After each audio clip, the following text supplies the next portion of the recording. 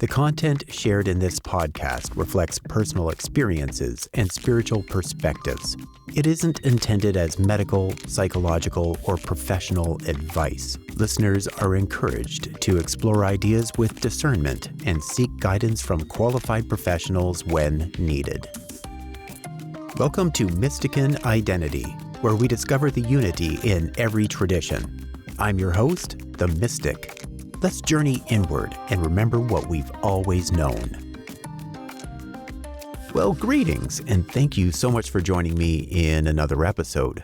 So let's do a recap of last week's episode quickly, and this way we can flow into today's discussion on what many beliefs talk about when they mention the fall. The fall. Bum, bum, bah. So last week I retold the story in Isaiah 14 by personifying it.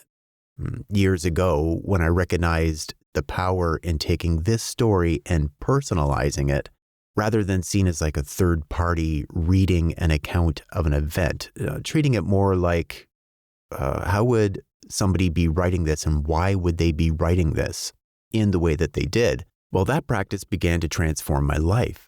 In the same way that the Bhagavad Gita can be read as a story, but also can be read as a personification of the battle between ego and true capital S self within. So last week with my origins story, I more or less did a dance with Isaiah 14. This was intentional, this little dance, because I wanted to just show how a mystic, for example, would try to describe their own thought process. Things that were revealed to them by the divine through meditation or whatever process, but how a mystic who had these revelations would try to convey their self-realization of their relationship with the divine and why they are separate from it and subject to eternal separation from it. I wove in the story of the prodigal son because it's one of multiple recurring themes of leaving the divine for the world and then being only able to return to the divine by means of rejecting the clinging to worldliness or realization of the emptiness of worldly things. I'll get into this in a further episode, but it was quite a trip when I realized that there's so many recurring themes which tell the same story of this relationship. Isaiah mentions one who boldly states, "I will ascend above the tops of the clouds. I will make myself like the Most High." But it is then brought down to the pit. The pit is another item which gets revisited time and time again, which I get into further down the road. So this passage was taught to me as almost like a flashback story in a movie. And it's the story of the fall of Lucifer from heaven and a legion of angels or quote unquote demons which followed him. When I read this as a mystic, I can keep it as a story. I can still keep it as a story and get meaning out of it. So for those who read it in the way it was taught to me, keep on embracing it that way. I don't want to change your perspective at all.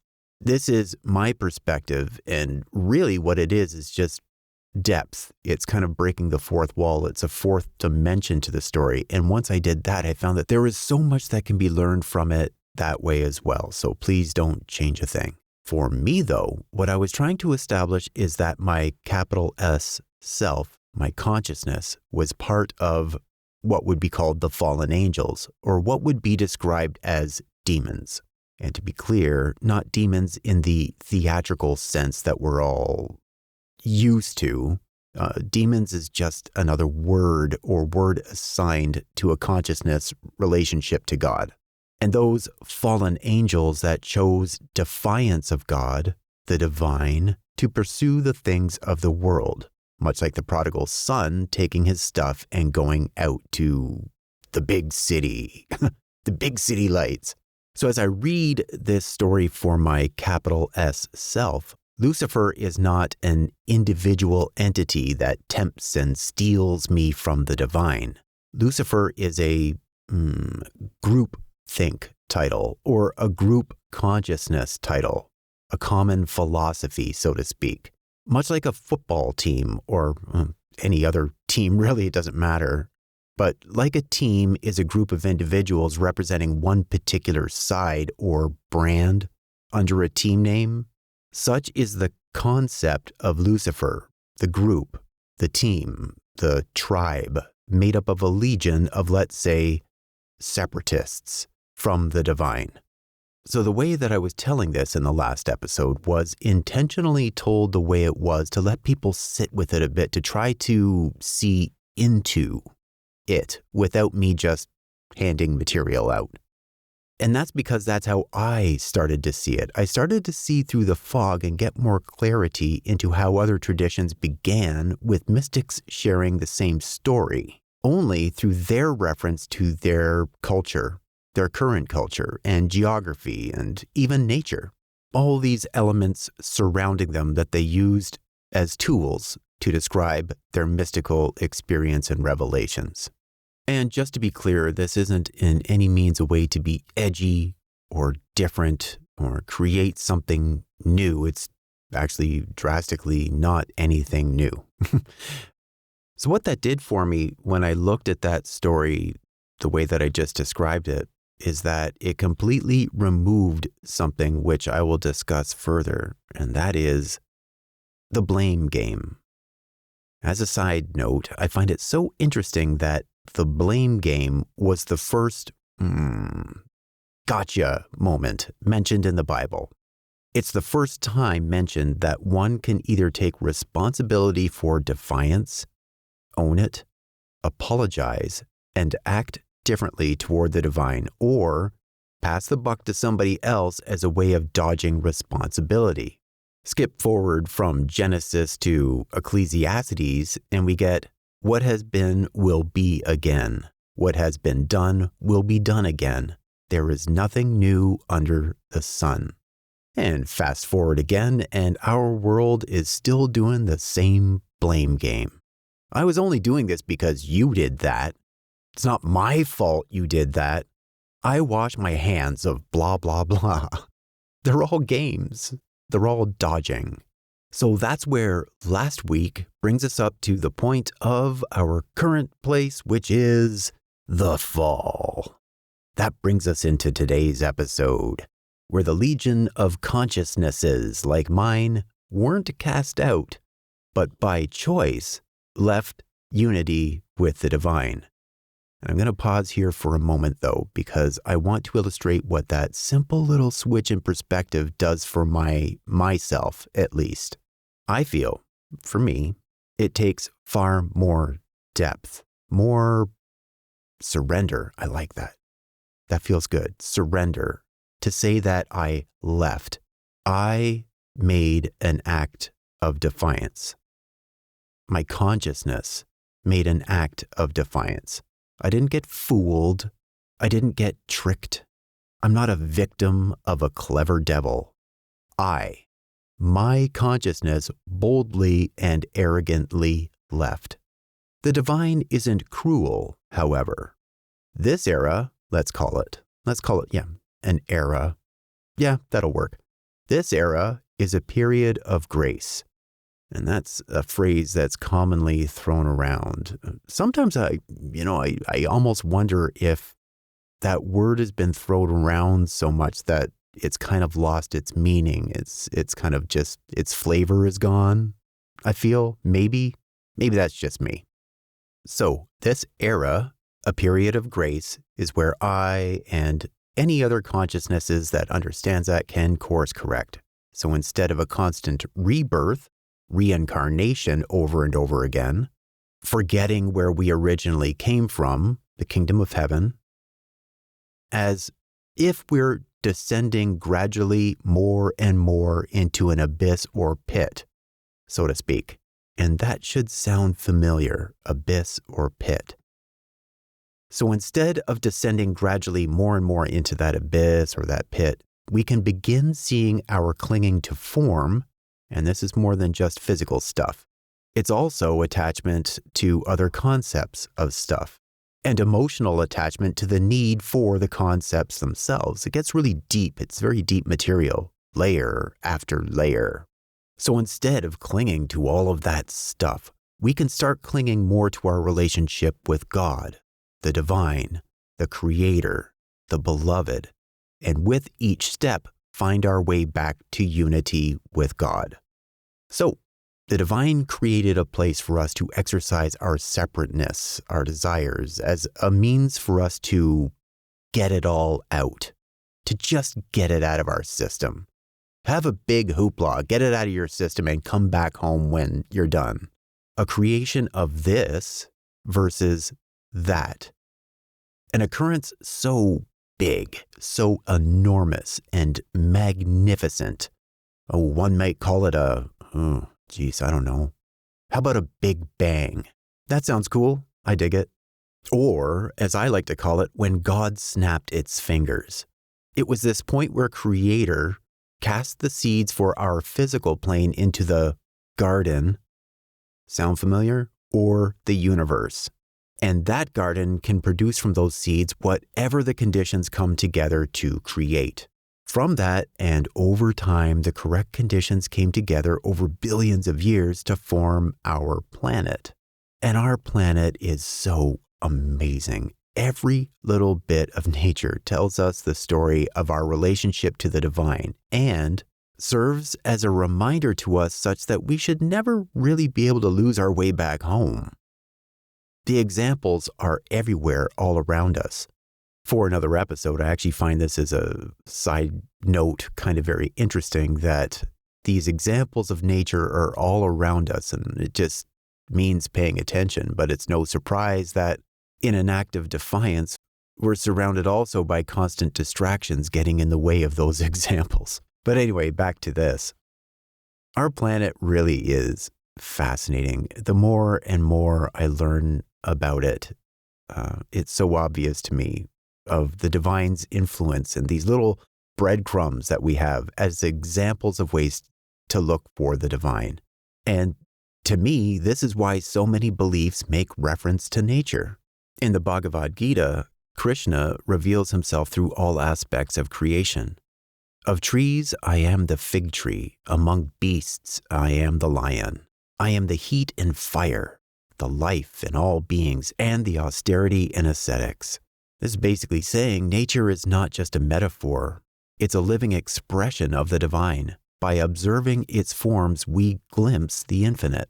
In Romans 1:20, Paul writes, "For since the creation of the world, God's invisible qualities, his eternal power and divine nature, have been clearly seen, being understood from what has been made." Nature is the first scripture. Long before the Bible, the divine was writing in wind, river, and stars. And Sufism, "And on the earth are signs for the certain, and in yourselves. Then will you not see?" Nature is full of signs, and Sufi poets like Rumi and Hafiz constantly refer to flowers, birds, and the moon as messages from the beloved. In Taoism, the Tao Te Ching, verse 8, "The highest good is like water. Water gives life to the 10,000 things and does not strive." In this, we see that nature reveals the Tao, the way, through its simplicity, humility, and harmony. Watching nature is learning from the Tao in motion. In Buddhism, while early Buddhism is non-theistic, Zen and Mahayana texts highlight awakening through nature. Dogen wrote, "The green mountains are always walking. With their feet they do not step, but with their whole body they walk." The interpretation for this is that nature is not separate from enlightenment. It is living Zen. A flower blooms in silence, and in that silence a teaching unfolds. From the Lakota Sioux to Aboriginal Australians, nature is often seen as kin, a sacred teacher, so to speak. The Great Spirit is in all things. He is in the air we breathe. The Great Spirit is our Father, but the earth is our mother. Black Elk. The interpretation for this is that every animal, stone, and trees carries spiritual significance.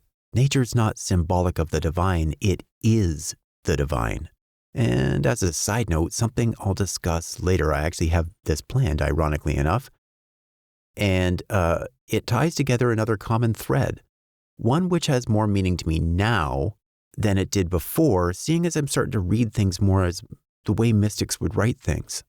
And that is the part about honor thy father and thy mother. This is something that a lot of people should know, and it's a verse in the Bible. And I've seen many people get tugged back and forth with this one. And I'm sure anybody out there understands the different questions that come around honor thy father and thy mother. But I see it completely different now because, as is mentioned by the indigenous tradition, to honor father and mother is to honor God, the divine, and the earth. For in honoring one, you're honoring the other, and vice versa.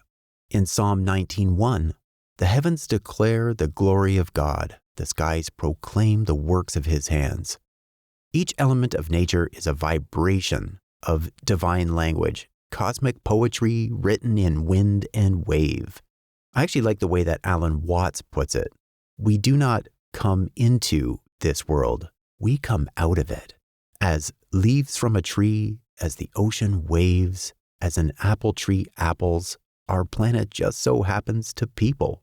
Every individual is an expression of the whole realm of nature, a unique action of the total universe. It's pretty groovy stuff. I love it. And from this began something. This helps me picture it. This is a contemporary mystic way of looking at this period of grace. And this is where I dig the mystic way. It's so cool. Prior to science uncovering the mysteries of the microcosm, mystics had to describe this using the plane of nature and 5 senses to do it, which is great. Now, I personally see it through what I would call spiritual cell division. So check this out. We're living in a time which I would call spiritual cell division. The divine, the original cell, the source of all being, is in the midst of dividing, not randomly, not by mistake, but as part of a great metaphysical process spiritually on a spiritual plane. And this is the result of a choice, of movement.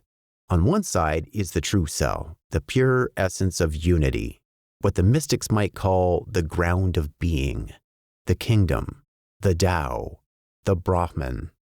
On the other side, a mutation, a mutated cell, an anti-cell, a reflection of defiance, the desire to be separate, to be something else.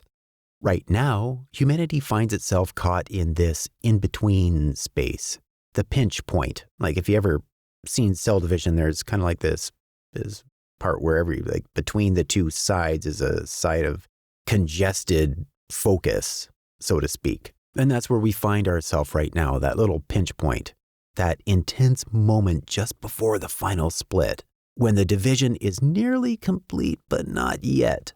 And so the concentration of both this and that is thick. It's super concentrated, it's dense. The contrast is heavy. The tension is palpable. Suffering and awakening are happening simultaneously, right beside one another, all together, because we're compressed in the middle of the split. We're still sharing the same membrane, so to speak, and this allows for flow back and forth to each side. For now, in this era, but eventually, the division will finish. One cell will carry the fullness of unity, the other the fullness of separation. And here's the mystery. Once the separation is complete, what happens to the bridge? What happens to those of us who still remember the original cell? That's the role of grace, this period of grace that gets referred to. Grace is the lingering pulse of the original cell, kind of like reaching into the anti-cell saying, it's not too late to remember. But eventually, one is going to be separate from the other. As I've said in the previous one, a kingdom divided against itself cannot stand. And every inside has an outside, and every outside has an inside.